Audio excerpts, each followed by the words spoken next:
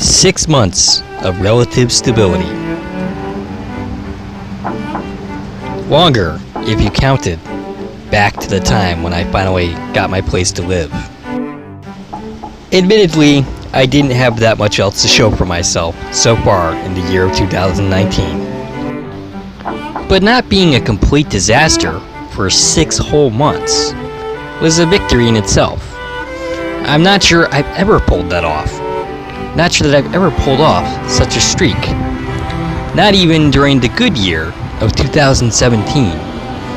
That year started off pretty miserably, with the East Granby Dunkin' Donuts putting ridiculous pressure on me, the eventual death of my grandma, and the very prolonged depressive funk. And it ended with me failing to handle my various situations effectively, resulting in the tumble into the disaster known as last year. But sandwiched between those 2 points in my life were some pretty great moments. It was the first good year I had had since my divorce, with me making some progress and some steps forward. But even in that year, there was plenty of shooting myself in the foot. Plenty of my trademark Dave disasters. So 6 months of not being a walking, talking disaster was nothing to sneeze at for me. Still, I had my eye on a greater prize. I wanted to start making some serious headway into my future. And maybe, just maybe, show the world what Dave Corman can do.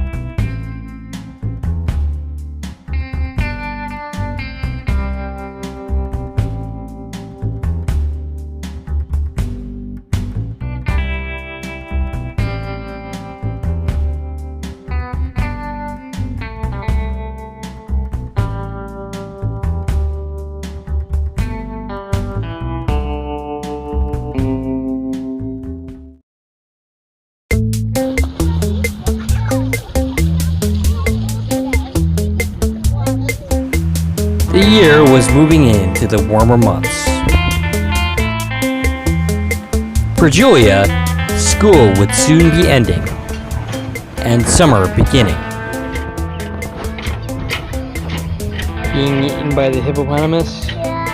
Okay. Adam was trying to use human slave labor to do some of his yard work. Ooh. Fill the wheelbarrow and you get candy. Here, I'm gonna hang on to her so you don't cover her in sticks. Okay. Ready? Go! I'm gonna pick up sticks too. If I get more than you, you don't get the candy. It went about as well as you would expect. Not really at all, after a while.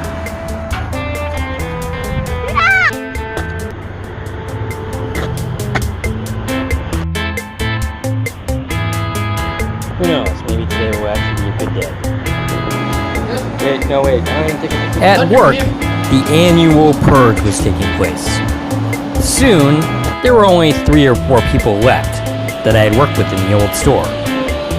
Eventually, they would even replace the manager they brought in to replace my old boss, and a new manager would come aboard. And then there was me, having resolved to try to be bolder in how I lived my life.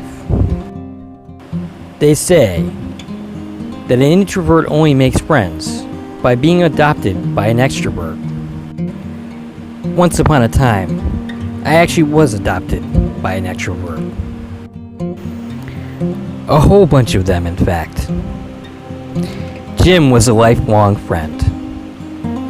A friendship that unfortunately died when my marriage did. It was on the rocks well before then, thanks to my poor relationship management skills. My codependency, depression, and anxiety didn't help matters much. I had reached out over the years, most notably after my former mentor had died. In 2017, we met up, and it concluded with the idea that he would be watching for progress in my life, and that eventually he would reach out. I recently ran into him this year while grocery shopping, and part of me was trying to sell him on the idea that I had actually improved, while also sharing my most recent past, which indicated that I really hadn't. Not yet, anyway. Hard to sell someone on the idea that you are doing better in life, and that you will do better going forward, when you don't really believe it yourself. In the spirit of trying to be bolder, and trying to be more social, I went to the Hideaway Cafe in Colchester. A somewhat ironic name, given what I generally do in life. I went there to practice approaching people, specifically women. Not really gaining anything by it, but just experiencing doing it and growing more comfortable and confident. I was looking to expand my social options beyond Adam and Stacy, who I couldn't bug all the time. On this particular day, I failed to actually do anything, and I left without approaching anybody.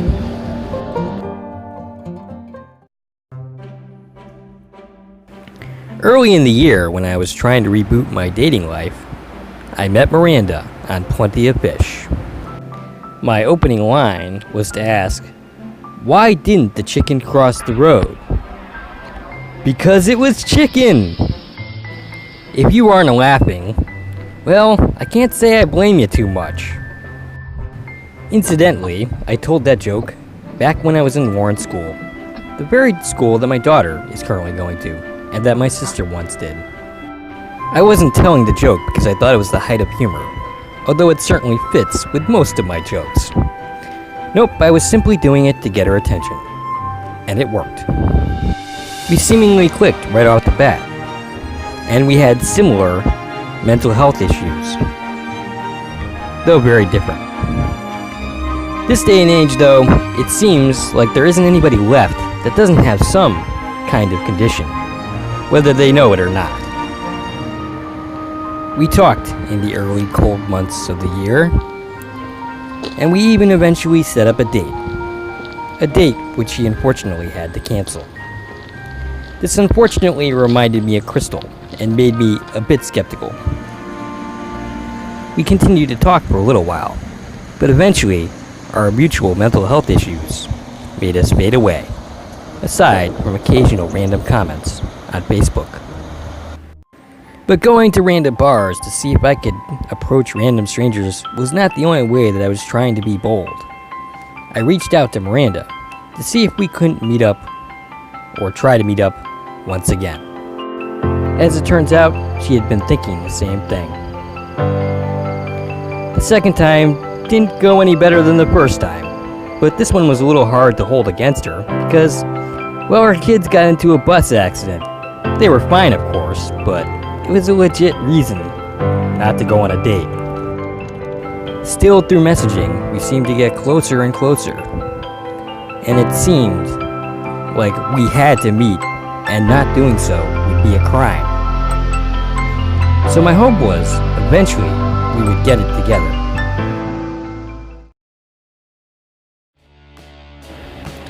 For Julia Isabel Corman, school was finally out, and summer was upon her. Which meant summer activities, like going to swim at Day Pond, which is where I went as a kid, and as an early teen, trying to fish with Jim. an activity that never really worked out for me, as I always managed to tangle my lure. This summer would actually be a little bit unique, in that Kaylee, Julia's sister, was now old enough to watch Julia by herself when her mom was at work during the week. A few times a week, I would grab them and either take them to lunch, or on occasion, other places. When me and my ex-wife originally split, when I first encountered Kaylee, she asked me, "Dave, when are you getting your stuff?" I'm not gonna lie, but after years of helping to take care of her, the remark stung a little bit. But as it turns out, my ex had actually moved my possessions into Kaylee's room, so it wasn't quite as bad as it sounded. I still got Kaylee regularly on the bus after we split, right up until 2015 when she moved. So it was good to have her a little bit back in my life. That's the idea.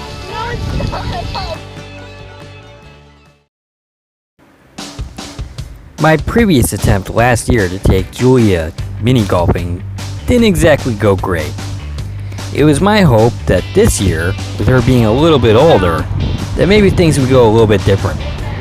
We went with Adam, Stacy, Kayla, and the rest of Stacy's immediate family, most of whom got so far left behind that we never really saw them.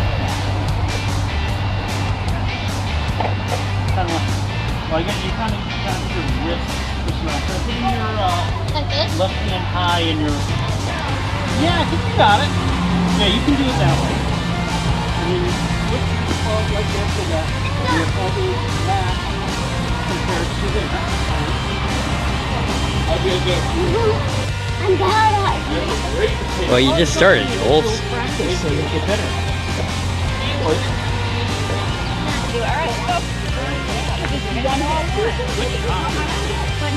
Not bad. Oh, that was pretty close. Alright, my shot. Wait until the rest of us putt, Kayla.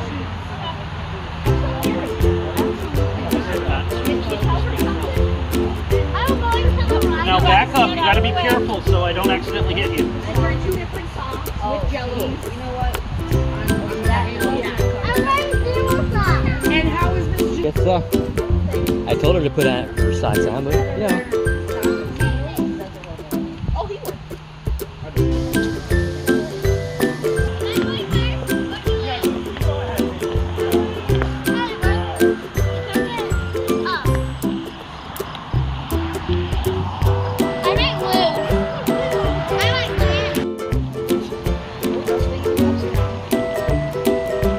A little bit too hard, Jules. Julia actually did better than I thought she would do. 3, Closer. Oh, a little too 4. hard. One more. To us right when we're at our last couple. Oops, I hit too hard. Oh no. Oh, that's a real good shot. Oh!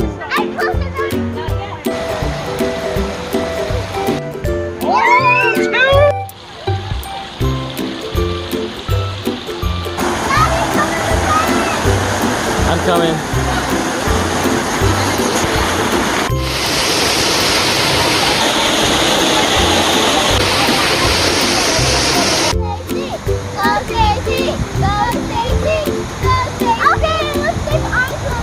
You are?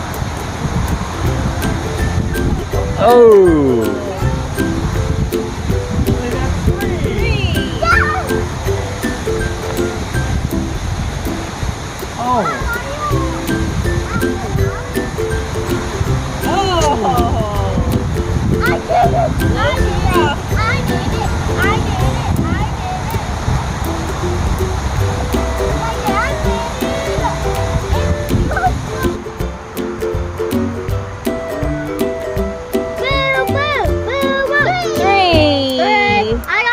Got a 3. Not pictured is Julia's eventual meltdown. And dinner where half of our party got food poisoning. But all in all, a good time. Me and Miranda continued to talk. We seemed to get closer and closer via messaging. The one thing we had yet to do was to actually meet. The one thing that I seemed exceptionally good at was meeting women online, usually from afar. In person, I'm a pretty darn awkward human being. I never quite know what to say.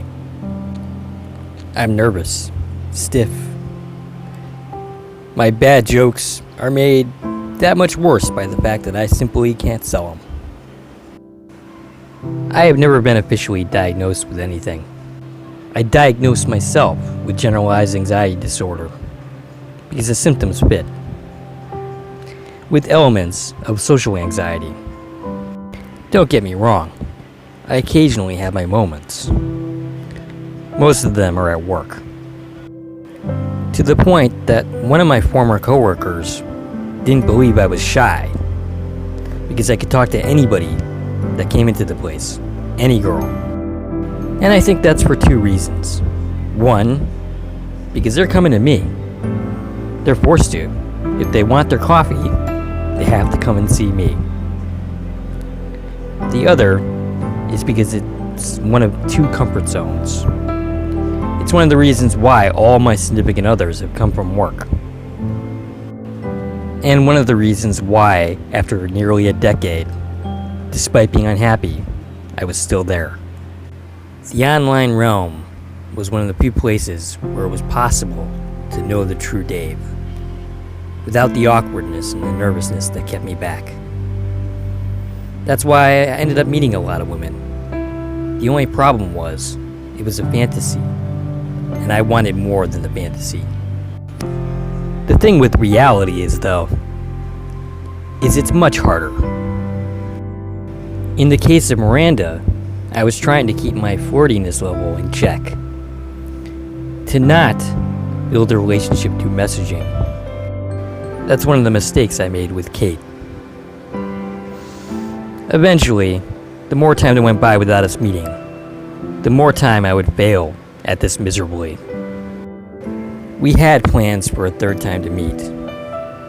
And you know what they say, the third time is usually the charm. I wasn't quite so sure that this time would be it.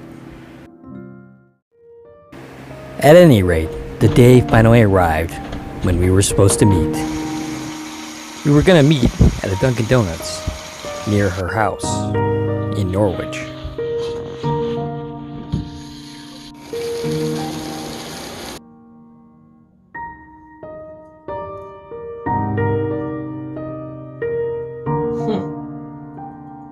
That's better.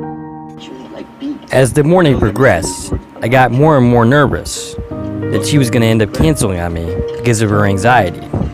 So I kept making jokes, including plenty of jokes about chickens, to try to keep her calm. But it soon became apparent that her nervousness was going to win out.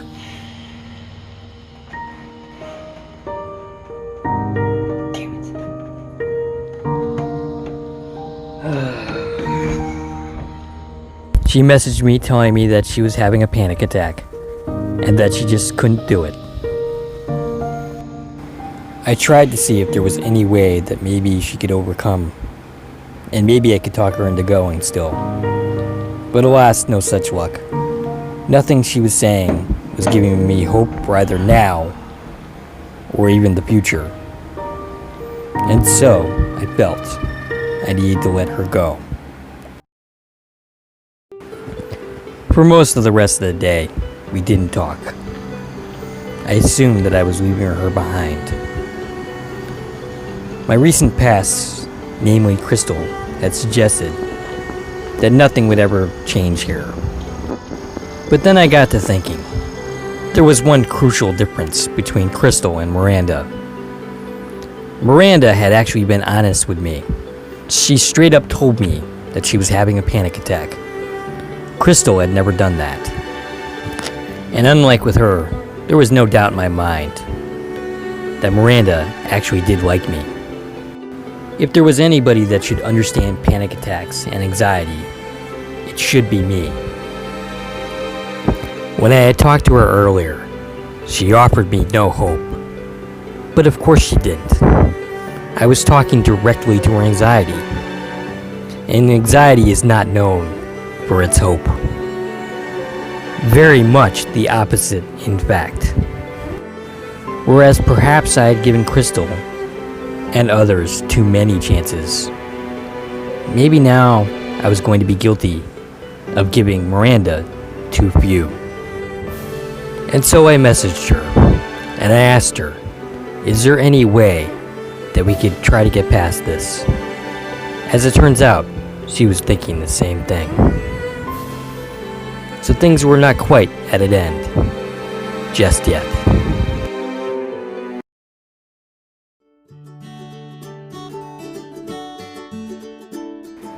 A couple of days after my failed date with Miranda, it was Old Homes Day in East Hampton. I had spent a good chunk of my childhood in East Hampton. Most of my schooling, in fact. I had stopped going to Old Homes Day a long time ago, mostly because I outgrew it, but a little bit because it was an exercise in ducking and weaving from the people I didn't want to see. But now having a daughter and all, I figured it was time to make a return. I was gonna go with her last year, but things didn't quite work out. Adam and Stacy ended up taking her and Hayla, while I ended up at work. I had outgrown the whole ducking and weaving thing, and in fact encountered several of my classmates. Most of them were pleasant encounters.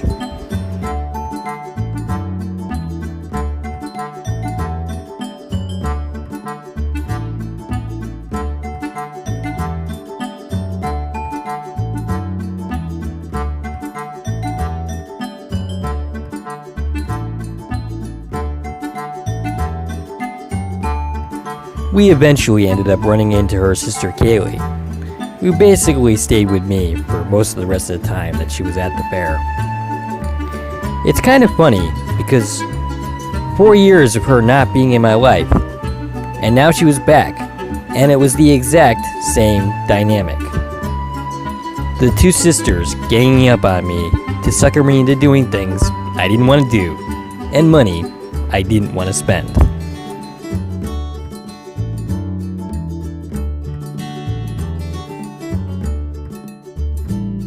I had bought Julia a bracelet to go on every ride that she wanted to.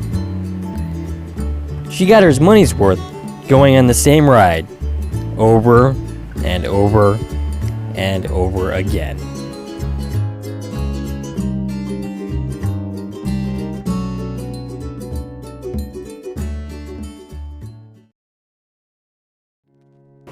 The 4th of July had come and gone. I had missed quite a few opportunities to see fireworks on account of weather, and at least one time when I was supposed to meet up with Miranda that I realized would turn into a complete clusterfuck if I decided to go through with it. So we opted not to. Me and Julia finally got our chance when we went to the Portland fireworks late in the summer. Meanwhile, Miranda and I were set for a 4th attempt at meeting up. She had a week-long clock on her phone that counted down to when we were supposed to meet. This knowledge actually had the effect of making me even more nervous. I wasn't quite sure that I was worthy of a week-long countdown on her phone. But she seemed pretty confident that this time she would overcome, that she wouldn't let her issues stop her from meeting me.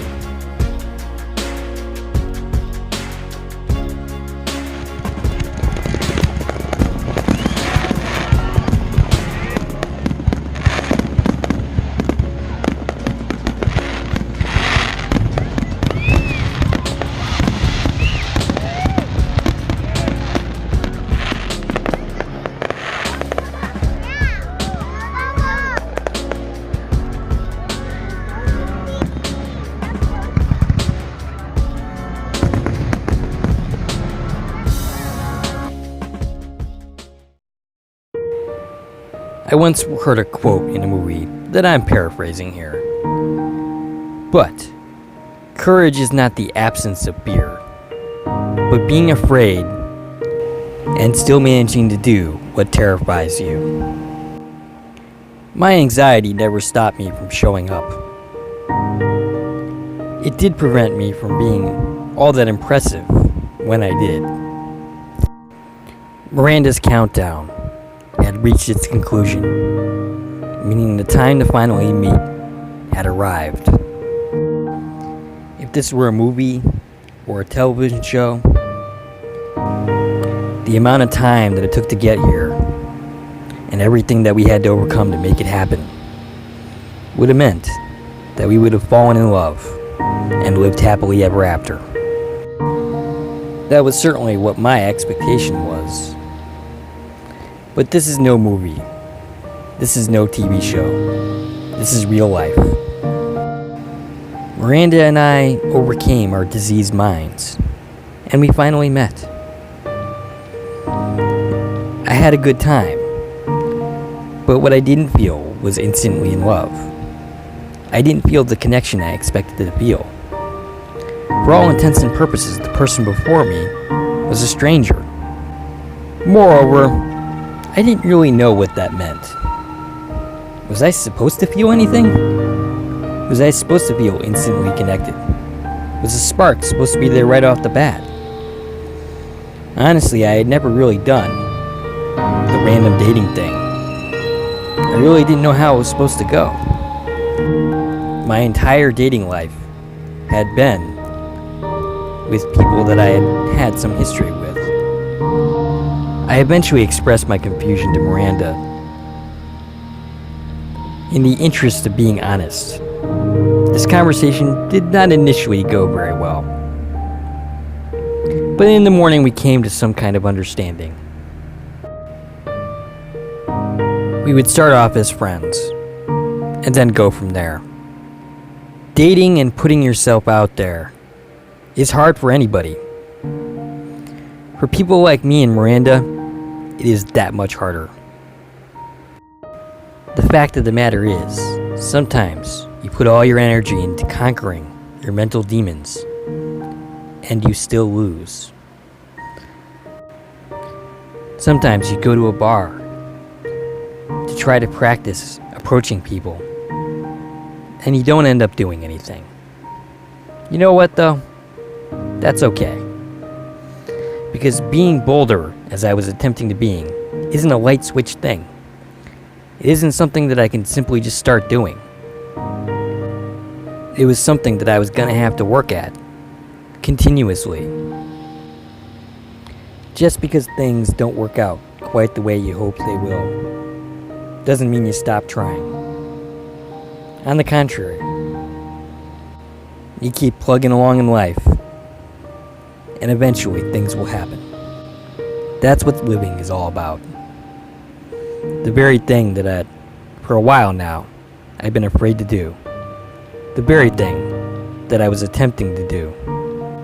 Now, it really isn't my time to find love.